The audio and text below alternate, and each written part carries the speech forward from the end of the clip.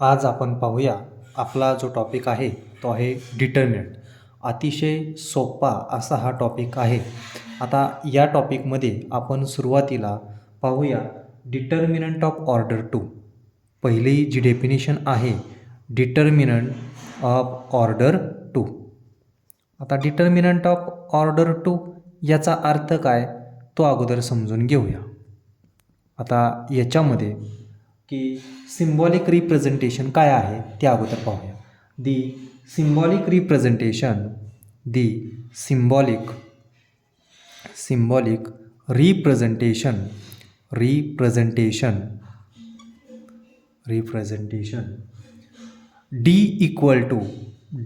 Is equal to A B C D हे जे element आहेत याला आपण इलेमेंट म्हणणार आहोत. दोन व्हर्टिकल बार आहेत कॉलम वाईज, त्याच्यानुसार याला काय म्हणणार आहोत is called determinant of order 2. Is called determinant of order 2. Is called determinant of order 2 order 2. आता याला ऑर्डर 2 का म्हणायचं, कारण हे जे काय आडव्या लाईन आहेत ए आणि बी ही एक पहिली लाईन आणि दुसरी जी आहे ती सी आणि डी ही दुसरी लाईन, म्हणजे दोन रो आहेत. आडव्या लाईनला काय म्हणायचं, दोन ओळींना ज्या काय म्हणायचं आहेत, पहिली ओळ म्हणजे पहिला रो आणि दुसरी ओळ म्हणजे दुसरा रो. त्याचप्रमाणे वरती जो आहे ए आणि सी हा जो आहे तो पहिला कॉलम आहे, त्याचप्रमाणे बी आणि डी हा दुसरा कॉलम आहे. त्यामुळे दोन रो दोन कॉलम आहेत, म्हणजे ह्याची ऑर्डर दोन रो दोन कॉलम अशा पद्धतीने लिहिली जाते. तर याला जे आपण म्हणणार आहोत त्याची जी ऑर्डर आहे ती रो आणि कॉलमवरती ठरत असते. म्हणजे ऑर्डर 2 म्हणून असं म्हटलं जातं की दोन्ही रो आणि कॉलम सारख्या असेल तर एकच नंबर ऑर्डर 2. आता याच्यामध्ये जे स्मॉल इलेमेंट आहेत म्हणजे ए बी सी आणि डी याला जे आपण काय म्हणणार आहोत त्याला आपण म्हणणार आहेत are elements of the given determinant. Are the elements of the given determinant. आता या डिटर्मिनंटची व्हॅल्यू आपल्याला फाइंड आउट करायची असेल तर आपल्याला काही गोष्टी लक्षात ठेवाव्या लागतील. आता आपण बघूया व्हॅल्यू ऑफ डिटर्मिनंट. दुसरा जो पॉईंट आहे तो आहे व्हॅल्यू ऑफ डिटर्मिनंट. मग व्हॅल्यू ऑफ डिटर्मिनंट आपण समजून घेण्यासाठी आपल्याला डिटर्मिनंट म्हणजे काय हे माहिती झालेलंच आहे. Value of determinant. मग आता व्हॅल्यू ऑफ डिटर्मिनंट म्हणजे कुठला डिटर्मिनंट 2/2चा. आता हा समजा डिटर्मिनंट आहे D is equal to small element A B C D. याची व्हॅल्यू आपल्याला बघायची. तर याची व्हॅल्यू कशी काढली जाते, तर या ठिकाणी ए आणि डीचं मल्टिप्लिकेशन म्हणजे ए इंटू डी आणि मध्ये मायनस साईन द्यायचं. त्याचप्रमाणे बी आणि सीचं मल्टिप्लिकेशन बी इंटू सी म्हणजे फायनली आपल्याला असं दिसेल A D minus B C. ही जी काय व्हॅल्यू आपल्याला मिळणार आहे A D minus B C ती म्हणजे आपला जो काय 2/2चा डिटर्मिनंट आहे त्याची व्हॅल्यू. आता आपण काही एक्झाम्पल्स पाहूया. पहिलं एक्झाम्पल असं विचारलं जातं evaluate the value of determinant 1 2 3 आणि 4 असं एक्झाम्पल विचारलं आहे. आता असं जर एक्झाम्पल विचारलेलं असेल तर आपण हे सॉल्व करत असताना त्याचं सोल्युशन मात्र व्यवस्थित लिहिलं पाहिजे. सोल्युशनमध्ये दिलेल्या एक्झाम्पलला आपण लेटनी सुरुवात केली पाहिजे. म्हणजे दिलेलं example let D is equal to मी समजा डिटर्मिनंट म्हणतोय म्हणून डी हे नोटेशन देतोय कॅपिटल आणि कॅपिटल अक्षरानेच डिटर्मिनंटला साईन द्यायचं आहे. हा आहे 1 2 3 4. मी तुम्हाला आत्ताच सांगितलं याची व्हॅल्यू आपल्याला फाइंड आउट करायची. इक्वल टू खाली बरोबर इक्वल टू आलं पाहिजे. आता 1 आणि 4 यांचा गुणाकार करायचा मध्ये मायनस साईन टाकायचं, राहिलेला 2 आणि 3 म्हणजे तिरपे नंबर जे काही दिसतात आपल्याला त्यांचा गुणाकार करायचा आहे. म्हणजे या ठिकाणी आपल्याला व्हॅल्यू मिळाली 4 मायनस म्हणजे 1 आणि 4चा गुणाकार 4 मायनस 2 आणि 3चा गुणाकार 6 म्हणजे आपलं फायनल उत्तर आलेलं आहे -2. हेन्स आपण असं म्हणू शकतो की जी काय व्हॅल्यू आहे 1 2 3 डिटर्मिनंटची त्याची जी काय व्हॅल्यू आलेली आहे ती आलेली आहे -2. समजलं? आता आपण दुसरे एक्झाम्पल पाहूया. दुसरे एक्झाम्पल आहे 2/2चंच घेऊया आपण. इव्हॅल्युएट 2/2चं म्हणजे 2 रो आणि 2 कॉलम असणारं. इव्हॅल्युएट एक्झाम्पल आहे 5 7 -3 आणि 2 असं एक्झाम्पल आहे. आता ह्या एक्झाम्पलचं आपल्याला सोल्युशन फाइंड आउट करायचं आहे. मग सोल्युशनमध्ये लिहित असताना याचं ॲन्सर लिहायचं असेल किंवा सोल्युशन लिहायचं असेल तर या दिलेल्या डिटर्मिनंटला आपल्याला लेटने सुरुवात करावी लागेल. Let D is equal to म्हणजे दिलेल्या डिटर्मिनंटला डी हे नाव दिलेलं आहे आणि हा डिटर्मिनंट आहे 5 7 -3 2 असा डिटर्मिनंट आहे. सांगितल्याप्रमाणे इक्वल टू खाली इक्वल टू म्हणजे आपलं प्रेझेंटेशन व्यवस्थित दिसतं. मग 5 आणि 2 हे दोन तिरपे नंबर आहेत. ह्या दोघांचा गुणाकार 5 आणि 2चा गुणाकार मध्ये मायनस साईन नंतरनं आता अशा वेळेस लक्षात घ्यायचं की कुठला जर इलेमेंट निगेटिव्ह आलेला असेल तर पहिल्यांदा आपण काय करूया, जो दोन नंबरचा तिरपा गुणाकार केलेला आहे त्याला असं आपण ब्रॅकेट टाकूया. मध्ये मायनस साईन आहे मायनस आणि राहिलेल्या दोन्ही नंबरला परत तिरपा गुणाकार करायचा आहे म्हणजे 7 आणि -3 यांचा गुणाकार. म्हणजे आपलं मायनस साईन जे आहे त्याच्यामुळं कन्फ्युजन दूर होईल. मग ब्रॅकेटमधला जे काय गुणाकार आहे 5 आणि 2 यांचा गुणाकार आहे 10 मायनस आणि या ब्रॅकेटमधल्याचा गुणाकार 7 आणि -3चा गुणाकार -21. ब्रॅकेटच्या बाहेर जर मायनस साईन असेल तर आतलं साईन चेंज होतं. या ठिकाणी -21च्या बाहेर मायनस आहे म्हणजे -21चं आपल्याला +21 लिहावं लागेल म्हणजेच फायनल उत्तर आपलं 10 + 21 31 असं राहील. आणि शेवटी तुम्ही म्हणताल हेन्स जी काय व्हॅल्यू आपण डिटर्मिनंटची विचारलेली आहे 5 7 -3 आणि 2 याची जी काय व्हॅल्यू मिळालेली आहे आपल्याला ती मिळालेली आहे 31. तर व्यवस्थित समजलं असेल, काय डाऊट असेल तर विचारा. आता आपण ऑर्डर 3चं डिटर्मिनंट कसा फाइंड आउट करायचा ते पाहूया. ऑर्डर 3 म्हणजे 3 रो. बघा पहिला रो आहे 3 2 1, दुसरा रो आहे 1 2 3, तिसरा रो आहे 3 3 1 म्हणजे 3 रो आहेत आणि 3 कॉलम आहेत म्हणून याची ऑर्डर 3/3 आहे. मग आता 3/3चा डिटर्मिनंट आपल्याला जर सॉल्व्ह करायचा असेल तर आपण कशा पद्धतीने सॉल्व्ह करायचा. आता दिलेल्या एक्झाम्पलला आपण लेटने सुरुवात करायची. नेहमीप्रमाणे ॲन्सरमध्ये लिहित असताना let D is equal to दिलेले एक्झाम्पल पुन्हा लिहायचं. जे एक्झाम्पल आहे ते व्यवस्थित लिहायचं. 3 2 1 1 2 3 3 3 1 असं एक्झाम्पल आहे. मग आता हे एक्झाम्पल आपल्याला सॉल्व्ह करायचं आहे. हे एक्झाम्पल सॉल्व्ह करत असताना आपण लक्षात घ्यायचं की पहिल्या नंबरला म्हणजे ह्या 3च्या वरती जर 1 टाकला तर त्या 1ने मल्टिप्लाय करायचं आहे. दुसऱ्या नंबरला -1ने मल्टिप्लाय करायचं आहे आणि तिसऱ्या नंबरला +1ने मल्टिप्लाय करायचं. ही एक ट्रिक आहे, व्यवस्थित समजून घ्यायची. 1ने 3ला मल्टिप्लाय केल्यानंतरनं आपल्या लक्षात येईल की 1 आणि 3चा गुणाकार डायरेक्ट करून घ्या 3. आता या 3च्या करस्पॉन्डिंग रो आणि कॉलम गेलं, राहिलेलं 2 3 3 1 डिटर्मिनंटमध्ये टाका. म्हणजे लक्षात येतं आहे 2 3 2 3 3 1 अशा पद्धतीने टाकल्यानंतरनं पुन्हा आता आपला दुसरा विचार आहे -1 आणि ह्या 2चा गुणाकार तो काय आला -2. आता -2च्या करस्पॉन्डिंग रो आणि कॉलम गेलं, राहिलेल्याचा डिटर्मिनंट म्हणजे नंबर कोण राहिलेत 1 3 3 1 तो पुन्हा डिटर्मिनंटमध्ये टाकायचा आहे. 1 3 3 1 हे एलिमेंट. आता आपली ही स्टेप पूर्ण झाली. आता +1ने ह्या 1ला मल्टिप्लाय केलं तर काय येतं उत्तर 1 येतं, परंतु साईन त्याचं कोणतं आहे +1 आहे म्हणून +1 लिहायचं.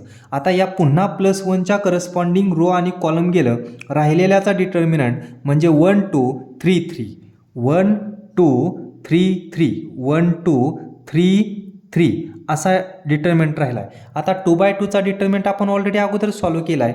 या ठिकाणी 3. आता ह्याचं जे काय डिटर्मिनंटची व्हॅल्यू येणार आहे ते ब्रॅकेटमध्ये टाका.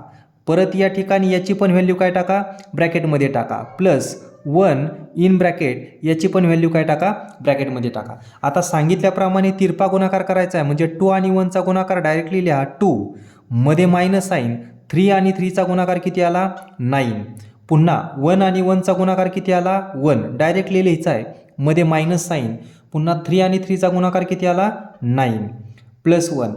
आता या ठिकाणी 1 आणि 3चा गुणाकार किती आला, 3, मध्ये मायनस साईन, 2 आणि 3चा गुणाकार किती आला, 6. बघा ही स्टेप व्यवस्थित समजली असेल तर पुढच्या स्टेपला बघा, इक्वल टू खाली इक्वल टू 3, याचं उत्तर जे काय येईल ते ब्रॅकेटमध्ये लिहा. 2 मधून 9 गेला म्हणजे मोठ्या संख्येचं साईन द्यायचं, 9 मधून 2 गेला 7, आणि मोठी संख्या आहे मायनस, म्हणजे 9 आहे, त्यामुळे त्याचं चिन्ह किंवा आपण जे साईन म्हणतो ते आहे मायनस. -2 इन ब्रॅकेट 1 - 9 म्हणजे राहणार आहे -8, मोठ्या संख्येचं चिन्ह द्यायचं, प्लस 1 इन ब्रॅकेट 3 - 6 -3, मोठी संख्या आहे 6, त्यामुळे त्याचं साईन. 3 आणि -7चा गुणाकार -21. दोन संख्याची चिन्ह वेगवेगळी असतील तर गुणाकार ऋण येतो, म्हणजेच निगेटिव्ह येतो.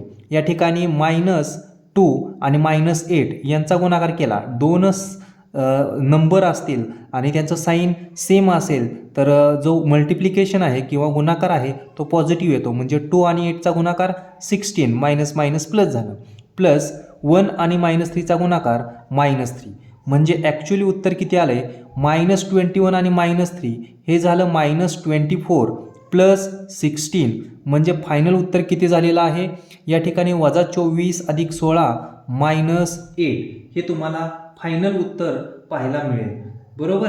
मग शेवटी लिहायचं hence the value of determinant is equal to, शेवटी काय लिहायचं, हेन्स दी व्हॅल्यू ऑफ म्हणजे 3 2 1 1 2 3 3 3 1 इज इक्वल टू -8. अशा पद्धतीने लिहायचं, म्हणजे तुम्हाला आउट ऑफ मार्क मिळतील आणि व्यवस्थित समजेल. चला दुसरं एक्झाम्पल आपण पाहूया. इव्हॅल्युएट 2 1 -2 2 1 -3 5 4 -साईन या डिटर्मिनंटची व्हॅल्यू. सांगितल्याप्रमाणे पुन्हा एकदा आपल्याला याची सुरुवात करत असताना सोल्युशनमध्ये let D is equal to अशी करावी लागणार आहे. डी इज इक्वल टू हा पुन्हा डिटर्मिनंट लिहायचा, 2 1 -2 2 1 -3 आणि 5 4 -9. सांगितल्याप्रमाणे तुम्हाला लक्षात आलं असेल की दिलेल्या डिटर्मिनंटची म्हणजे 3/3 डिटर्मिनंटची व्हॅल्यू तुम्हाला फाइंड आउट करायची, तर पहिल्यांदा यावरती 1 -1 आणि +1 असे नंबर लिहून घ्यायचे आणि मग त्याचं सोल्युशन सॉल्व्ह करायचं. म्हणजे आता या ठिकाणी 1 आणि 2ने मल्टिप्लाय केलं, 1 आणि 2चा मल्टिप्लिकेशन केलं तर आपल्याला मिळणार आहे 2, आणि मग या 2च्या करस्पॉन्डिंग पहिल्या रोमधील पहिला एलिमेंट म्हणजे 2 आहे, हा 2 आहे, याच्या करस्पॉन्डिंग रो कॉलम गेलं तर राहिला 1 -3 4 -9, याचा डिटर्मिनंटमध्ये ह्या व्हॅल्यू लिहून घ्यायच्या, 1 -3 4 -9. हा डिटर्मिनंट कंप्लीट झाला.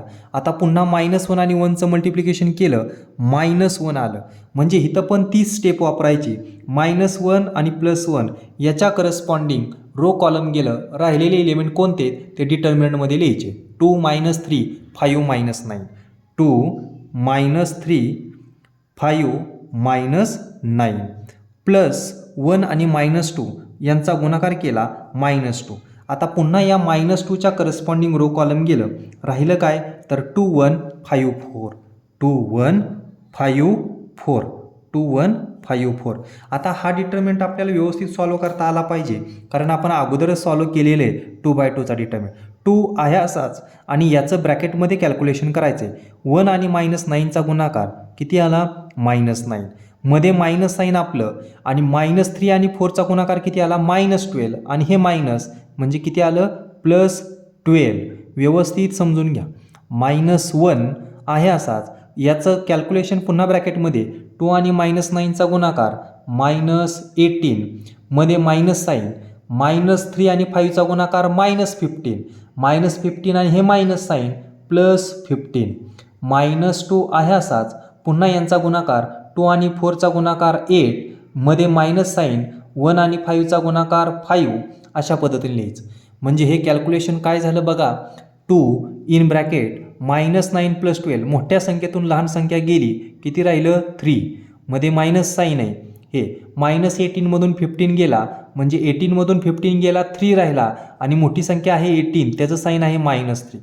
-2 आहे असाच 8मधून 5 गेला 3 आणि मोठी संख्या 8 आहे त्याचं साईन पॉझिटिव्ह आहे म्हणून काय द्यायची गरज नाही. फक्त निगेटिव्ह येत असेल तर लक्ष द्यायचं. म्हणजे आता 2 आणि 3 ब्रॅकेटच्या बाहेर 2 आहे म्हणजे ॲक्च्युली यांचा गुणाकार घ्यायचा आहे. 2 आणि 3चा गुणाकार 6 मायनसचा गुणाकार पॉझिटिव्ह 1 आणि 3चा गुणाकार 3 -2 आणि 3चा गुणाकार 6 म्हणजे हा 6 गेला हा पण 6 झाला. हे दोघं पण काय झाले एकमेकाला कॅन्सल झाले. म्हणजे फायनल उत्तर जे काय राहिलेलं आहे ते ओनली राहिलेलं आहे 3. आणि मग पुन्हा एकदा तुम्ही लिहायचं हेन्स जे काय विचारलेलं आहे हेन्स इथं खाली लिहायचं आहे. हेन्स 2 1 -2 2 1 -3 5 4 -9 याची जी काय व्हॅल्यू आलेली आहे ती 3 अशा पद्धतीने लिहून घ्यायची. आता काय डाऊट असेल तर विचारा. चला आता आपण तिसरे एक्झाम्पल पाहूया. इव्हॅल्युएट 3 -1 -2 0 0 -1 3 -5 3 -5 0 हे डिटर्मिनंटमध्ये असणार. आता हे एक्झाम्पल सॉल्व्ह करायचे. नेहमीप्रमाणे दिलेल्या एक्झाम्पलला डिटर्मिनंटवरती एक्झाम्पल आहे. Let D is equal to डिटर्मिनंटचं साईन आहे 2 उभे व्हर्टिकल बार. मग हे एक्झाम्पल व्यवस्थित लिहून घ्यायचं. 3 -1 -2 0 0 -1 3 -5 आणि 0 हे एक्झाम्पल व्यवस्थित लिहून घेतल्यानंतरनं नेहमीप्रमाणे आपण सांगितल्याप्रमाणे स्टेप करायला विसरू नका. या पहिल्या नंबरच्या वरती 1 द्या, इथं -1 द्या म्हणजे चुका होणार नाहीत आणि +1 द्या. 1 -1 1. आता सांगितल्याप्रमाणे 1 आणि 3चा गुणाकार करा. इक्वल टू खाली इक्वल टू लिहा. 1 आणि 3चा गुणाकार 3. मग आता या 3च्या करस्पॉन्डिंग रो कॉलम जे काही असेल त्याच्या करस्पॉन्डिंग राहिलेले एलिमेंट डिटर्मिनंटमध्ये लिहायचे 2/2च्या. म्हणजे कोणते एलिमेंट राहिले 0 -1 -5 0 या ठिकाणी लिहा. 0 -1 -5 आणि 0. परत -1 आणि -1चा गुणाकार तो आला +1 तो +1 लिहा. नाहीतर तुम्ही लिहिणार नाही तिथं मग 1 -1 लिहिलं की चुकीचं ठरेल. या -1च्या करस्पॉन्डिंग रो आणि कॉलम गेलं. पुन्हा राहिलेले एलिमेंट डिटर्मिनंटमध्ये लिहा. 0 -1 3 0 0 -1 3 0. आता पुन्हा +1 आणि -2चा गुणाकार तो काय आला -2.